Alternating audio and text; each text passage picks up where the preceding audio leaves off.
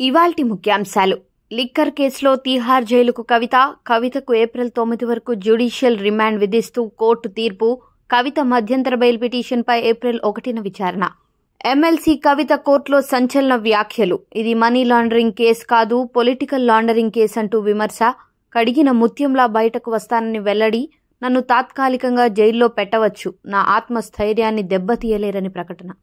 రేపటి నుంచి జగన్ బస్సు యాత్ర. ఇడుపులపాయ నుంచి బస్సు యాత్ర ప్రారంభం. తొలుత ఇడుపులపాయ వైఎస్ఆర్ ఘాట్ వద్ద సీఎం జగన్ నివాళులు. ఉదయం కార్యకర్తలతో ఇంటరాక్షన్, సాయంత్రం బహిరంగ సభలు.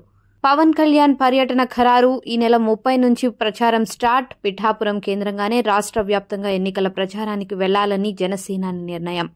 వైసీపీపై నారా లోకేష్ సంచలన వ్యాఖ్యలు. 5 ఏళ్ల జగన్ పాలనలో ప్రశాంతంగా జీవనం సాగించలేని పరిస్థితి. ఆటవిక చర్యలతో ప్రజలను భయభ్రాంతులకు గురి చేస్తున్నారని విమర్శ. సంచలన సర్వే. కూటమిదే విజయం. కూటమికి 136 సీట్లు, వైసీపీకి 21 సీట్లు వస్తాయని తెలిపిన ఆత్మసాక్షి గ్రూప్. మరో 18 స్థానాల్లో పోటాపోటీగా ఉంటుందని అంచనా.